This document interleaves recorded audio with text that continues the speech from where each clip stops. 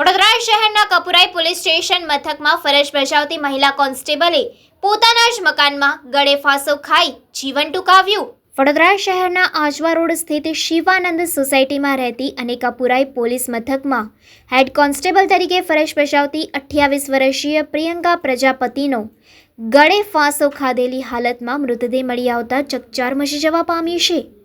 હાલમાં જ મૃતક પ્રિયંકા પ્રજાપતિએ પીએસઆઈની ગ્રાઉન્ડ પરીક્ષા પાસ કરી હતી અને લેખિત પરીક્ષાની તૈયારી માટે 10 દિવસની રજા પર હતી।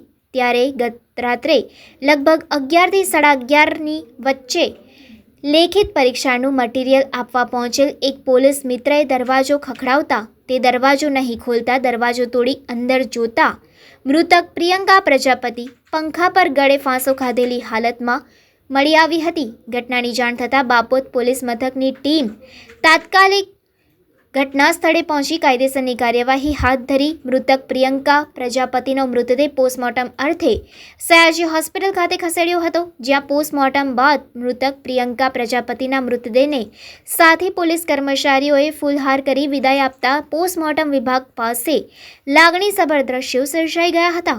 સમગ્ર મામલે બાપોદ પોલીસ મથકના પીઆઈ એમ.કે. ગુર્જરે વિગતવાર માહિતી આપી છે।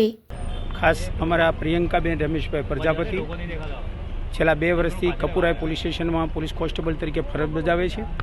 તેઓ નવજીવન જે વોર્ડ નંબર 5ની ઓફિસની સામે એકલા રહે છે અને પીએસઆઈમાંની તૈયારી કરતા હોવાથી છેલ્લા 10 દિવસથી રજા ઉપર હતા। કાલે 23:30 વાગે અમને જાણ થઈ કે બેન દરવાજો ખોલતા નથી। તે બાબતે તાત્કાલિક અમારા ઇન્વેના માણસો પહોંચી ગયા।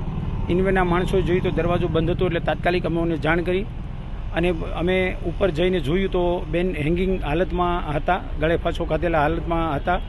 તાત્કાલિક અમે અમારા સિનિયર અધિકારીઓને પણ જાણ કરી, પછી એના વાલી વારસને પણ અમે જાણ કરી અને વાલી વારસને જાણ કરી અને ડેડ બોડી અમે સિવિલ હોસ્પિટલમાં હાલ પીએમ પૂરું થયું અને એના વાલી વારસને અત્યારે ડેડ બોડી અમે સોંપી દીધી છે અને આગળની તપાસ ચાલુ છે। સર, કોની સાથે રહેતા હતા? કેટલા લોકો રહેતા હતા? બેન સિંગલ એકલા જ રહેતા હતા।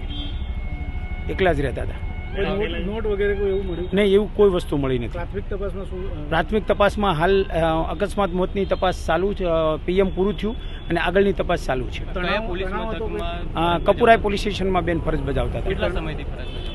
છેલ્લા 2 વર્ષથી કપુરાઈ પોલીસ સ્ટેશન ખુલ્લું તેદુનું, એટલે 2 વર્ષ નહીં, કોઈ તણાવની તૈયારી કરતા હતા બસ। આપણે શું દાખલ કર્યું? આપણે અકસ્માત મોત દાખલ કરેલું છે।